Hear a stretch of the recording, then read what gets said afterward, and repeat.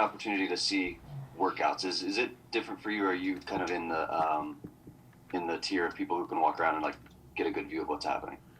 Yeah, so I got here a week late, just with the storm. I kind of waited back home to help out with the family and whatnot. But since last Monday, I've been able to observe the workouts.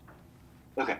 I'm just curious on Jung, how you what have you seen so far with him, and how are those conversations going with just the coaching staff and the guys who are working with him? With Josh Jung, your question, Levi? No, I'm sorry. With I'm trying to Picture. Yeah. pronounce his Yeah. It's pronounced Young. South Korean. Oh, guy. gotcha. Thank you. Yeah, sorry. Seems good. I mean, listen, he's a pro. He's a veteran guy. Seems to have a kind of a confident way about him. I've seen him. I saw his first bullpen.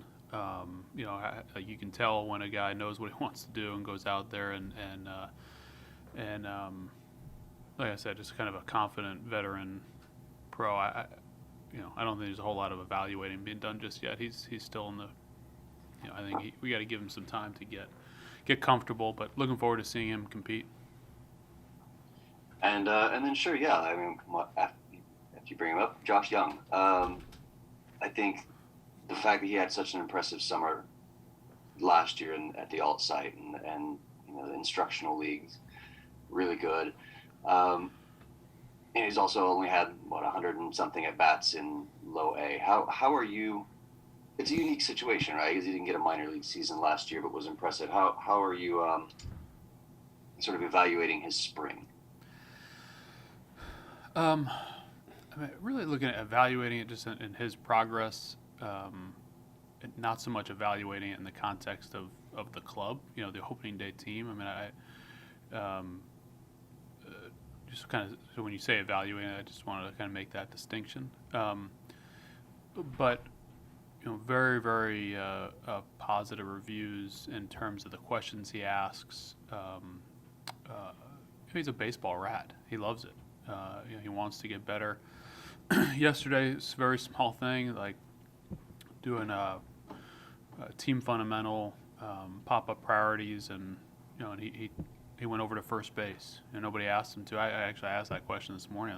Anybody asked him to go over to first base? I said no. He just kind of does it, and I think he just, I think he's looking to experience different things. He likes to, we're not looking at him as first baseman. He's a third baseman, but I think he has a sense of, hey, I may need to, whether it's in a shift, be on that side of the infield, or just the different experiences that he can get.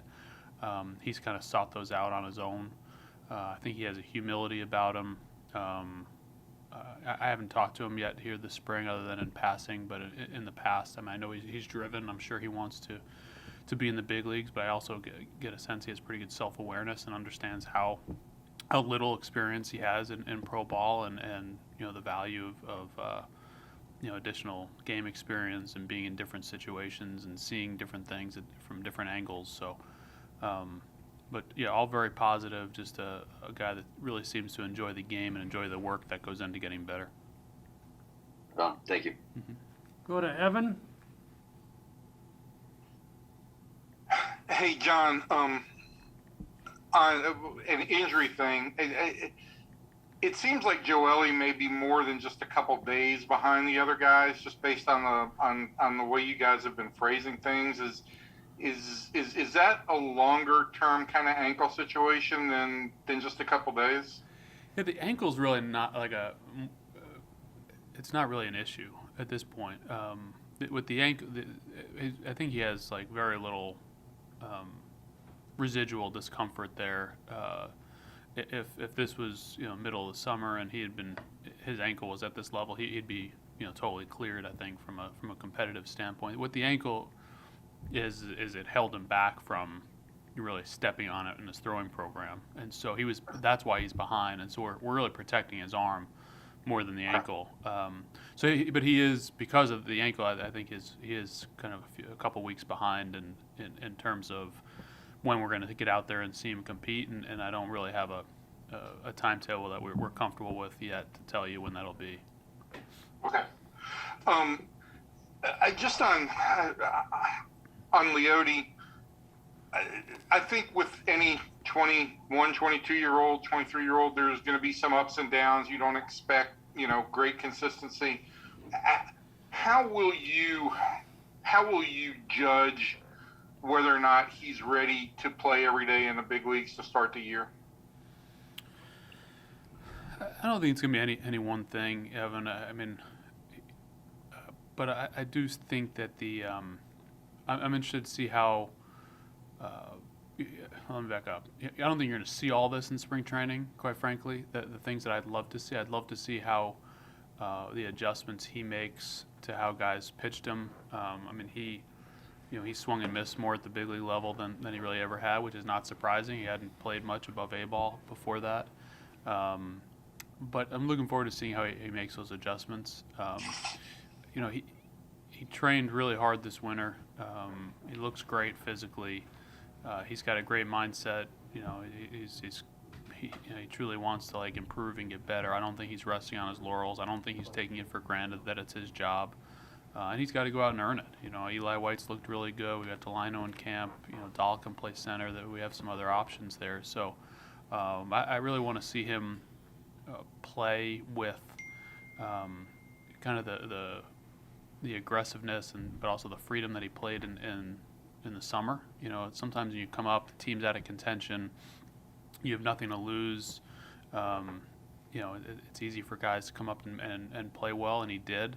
I'd like to see, more than anything, I'd like to see him do that. There's some things offensively that we want to see him adjust to, but I want to see him play with that same type of presence that he had last summer.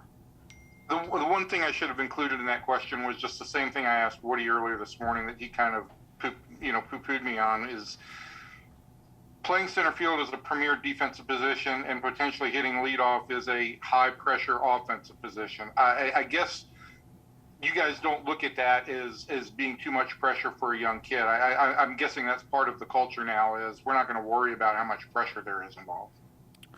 We'll see how he responds to it, and I think playing center field and leading off are two different decisions, but I like the idea that there's some pressure on him, and like I said, with some of the other guys in camp that have the ability to push him there. I mentioned Eli. I'm excited to see Eli play.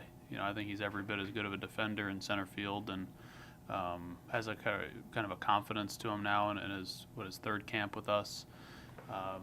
And so, I'm looking forward to seeing that competition. Great. Thank you, JD. Mm-hmm. Okay, go to Alex. And if you have any questions, just raise your hands. Alex, go ahead. Hey, John. So, with the defensive capability that Ronald Guzman has and what he looked like in his rookie year, because he's out of options, does he get a little bit more leeway to make the club than, let's say, a player that still has options? Yeah, that'll play into it for sure. We want to have our best club, but there's a balance there with, preserving depth and when you're talking about somebody with Ronald's talent, pedigree, it's more than just depth, right? You're talking about a guy who has the ability to be a starting caliber big league player. I'll tell you, he's been extremely impressive here early on. He's been working out in the outfield. We know he can play first base. He can do that, without question. We were talking about it as an option, I think, before we even approached him about it. He grabbed Tony and said he wants work out there on his own within team fundamentals. He's gone out. He did cut off some relays from right field the other day. He's been shagging out there, playing it pretty well, quite frankly. So I think he, reports out of winter ball, not just his performance, but from people that were down there that he spoke to, really raved about his maturity. He's 26 years old. I think it's kind of a natural point in time where guys, put things together. And so I've been really encouraged there, and he'll get absolutely, if this continues, he'll get every shot to make the club. Thanks, John. Mm-hmm. We'll go to Jeff. Hey, you mentioned he's only 26 and he's out of options. It was 2008 when Nelly was out of options, and you DFA'd him and he cleared, and then he went to AAA and became Nelson Cruz. It seems like is that the poster boy for you guys? That you never know on a late bloomer. You never know when a guy might take off. Yeah, I'm laughing because before that at DFA we had in meetings, we're like he wasn't going to make the club, and so there was a lot of discussion about should we, he had a great arm. Should we see him on the mound first? And so we talked about it as a group. We were like, yeah, let's see whether Nelly's willing to pitch. But Wash was like, I'm not asking him to pitch, like, and Gary Pettis like, I'm not going to ask him, as position coach. I'm like, well, I'll ask him. So we're in the meeting where we tell him that he's probably not going to make the club, and I say, hey Nelly, like, there's been some discussion. You had a great arm, you're a talented dude. Like, are you out of options? Like, we don't want to lose you on waivers. Like, are you willing to pitch? And he kind of looked at me sideways. Was like, absolutely not. And obviously it was a good decision on his part, 300, 400 home runs later. But we got fortunate that he cleared waivers. But definitely, definitely a lesson there.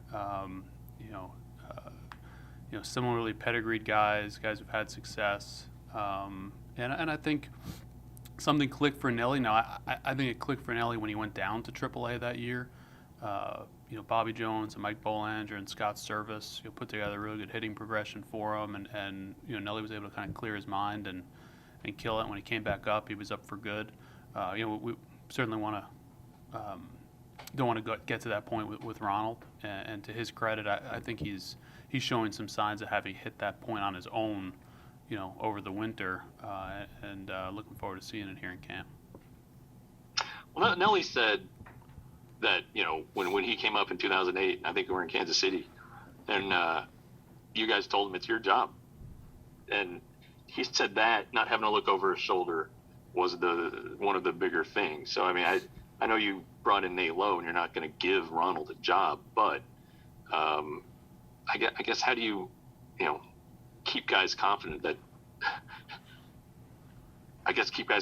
they don't have to look over their shoulder? I don't know, man. That's like a chicken or the egg type question, right? With confidence or success and stability versus competition and pressure, and I think there's a balance you got to strike there. We've had young players here, including Ronald, that have been given opportunities that earned on some level, but have been given like lengthy opportunities and lengthy chances in the big leagues that, to different degrees have had some measure of success, but haven't really taken it and run with it in certain situations, and others they have. And so I'm at some point, yes, a guy earns a job, you tell him, hey, this is your job, like we did with Kiner here at shortstop. And he's, regardless of the type of camp he has, from a performance standpoint, we know, he's putting the right amount of work in, his mindset's right, and he's going to get that opportunity. It's his job to go forward. So I hope that Ronald kind of puts us in that position where we feel confident making that commitment to him, but we've still got a little ways to go there. All right, thanks. Okay, we got time for 3 more, so I'll go to Sam.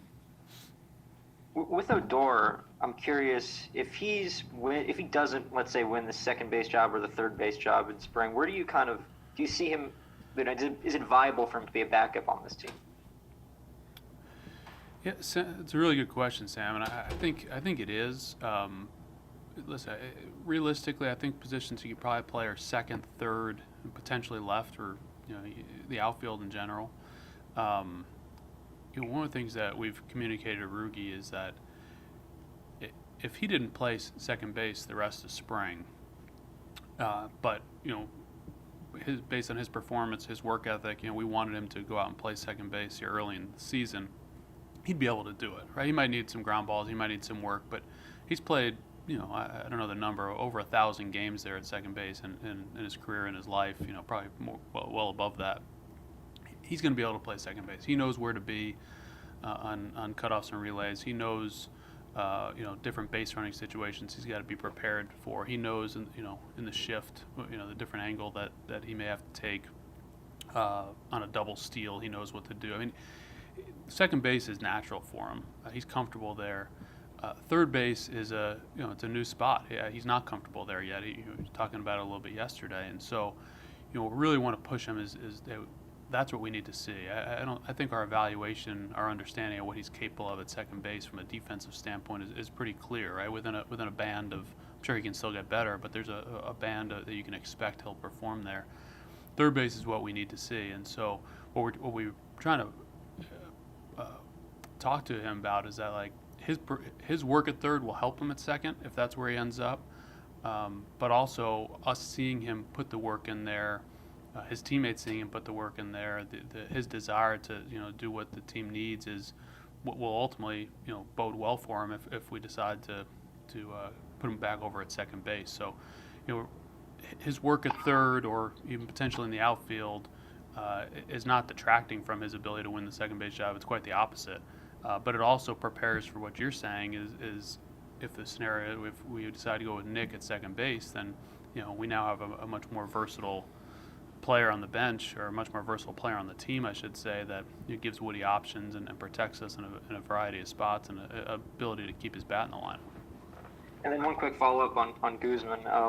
He obviously, it seems like you speak highly of his ability to play the outfield, and it sounded the other day when he was just starting it that Woodward or Chris made it seem like, well, it's not necessarily like something we're going to be doing. I mean, do you feel like from those first couple of days, maybe it's something you guys have been more in tune with, the idea of him possibly playing outfield?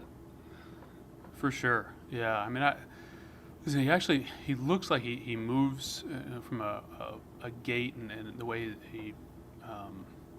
he's just moving, running in the outfield. It looks easier on him than maybe we expected.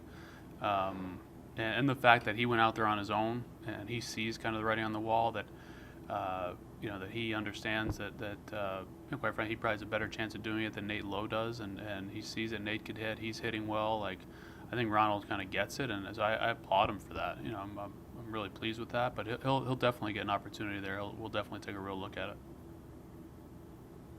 Okay, we'll go to Kim. Go ahead, Kim.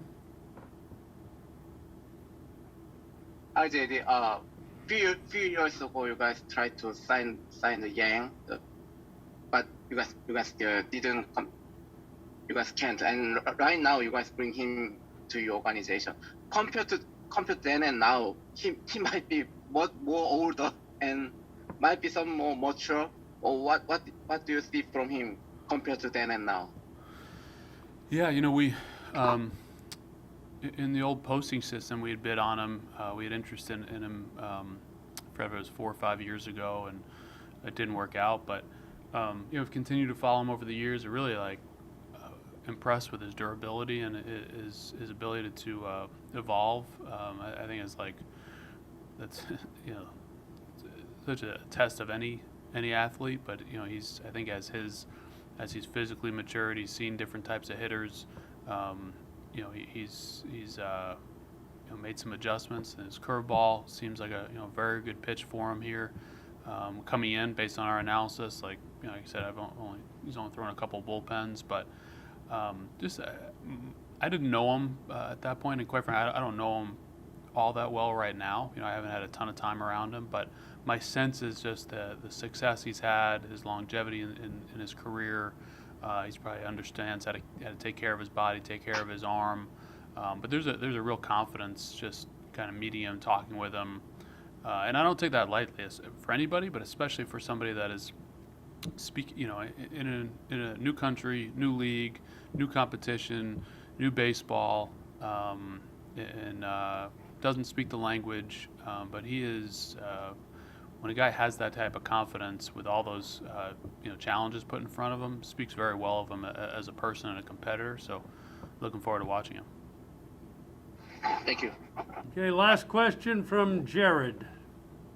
Hey, JD, I'm just curious for Leody this year, given his age and that he hasn't, played a full season, double A or above, and not necessarily from a numbers standpoint, but what are the goals for him this year from an organizational standpoint? What would, if there's a way to have something measurable, what would be a successful year for him?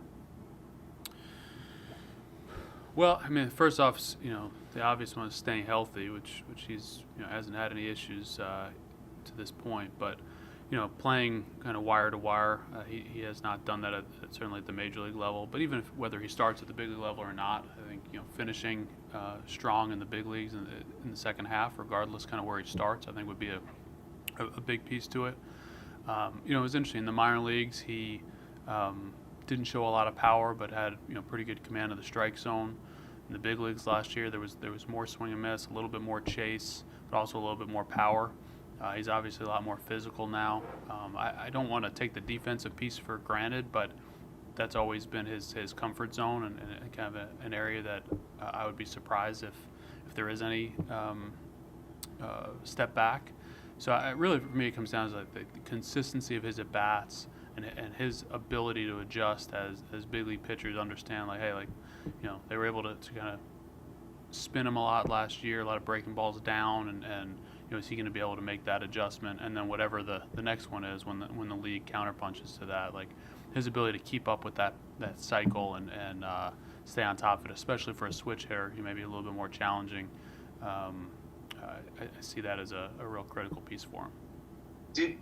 I'm sure it's, I guess, different player to player, but is the hope or expectation for a young guy like him to be able to make those, you talk about the adjustments within the season, or is it more realistic for him to experience it and then make the adjustments next off season, a year from now, after he gets a full year of whatever comes his way? I'm not sure. I think to your point, I think you see guys do it both ways. You guys talked about Nelly Cruz before. Obviously, had a great career, and he was a guy that went up and down and really didn't establish himself till his mid to late 20s. So there are a million different paths that guys can go down. But to touch on that, but also your first question, I would view a successful year as one where once he's up, whether that's opening day or later, that he's up for good. That he does not need to go down to be able to make those adjustments. That he can, make small adjustments in season. To stay competitive, and then learn from that in the winter and make bigger adjustments for next year. Got